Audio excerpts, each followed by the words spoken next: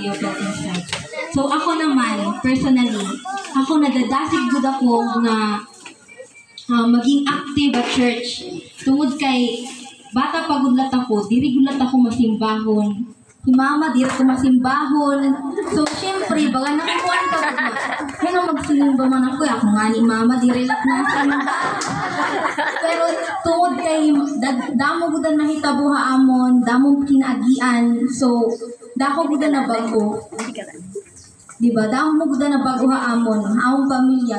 Thankful gud ako, amo gudan ako ipapasalamat nga. Tungodan mga nahitabo, gilidod kami yan, maupay pa nga direksyon, simbaga. Napot na namon higad, ha-center namon kinabuhi. Ngan bisan man gaano pa namon pinagdaanan, laban na gud gihapon, bisan pa makuri, laban gud. Anak ko lahat naman masishare liwat, di ba kasi active na ako church, bisan man kami gamay lang na attendhan Flores de Mayo, diri gud na thankful gud ako kay mga bata bisan ning tawo naglinuhod na akong gud na nadadasig nga mag-continue lagyap consistent gud pag-attend adlaw-adlaw bisan man panalag sa waray talon snack sponsor diri gud diran iba na attend gud amo gud na akong pinaka thankfulan ang mga bata kay malipayong giyapira nga na-attend bisan ko na akong tita aton katikista diri gud usahay na ka-attend.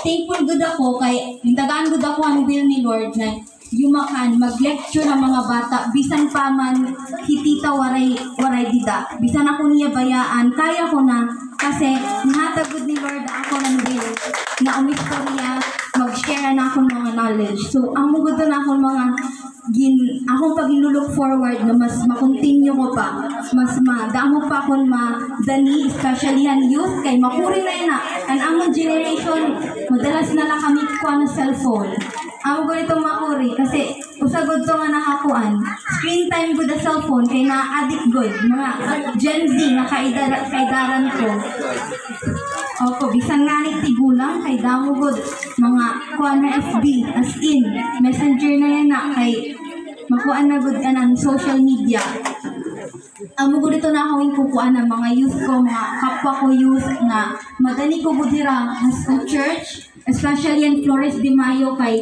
kami good na dapat mag-lead ang mga officers mag-guide na amon amo gud na akong gini-instill nga mahon good nga ng mga bata liwat na kung paano ko nakabaro magrosaryo magbasa ang Biblia amo giyapira so amo gud ito na akong ginkukuan thankful amo talaga na akong ma-share about paano ko nadasig ng anakong pagdaniya ibang nga tao. And moving on, let's now be entertained by a special dance presentation from our talented grade 5 students together with the BSC Pinangunahan Youth and of course, our BSC Commission on Education and Catechist, Sis Connie and Abarquez.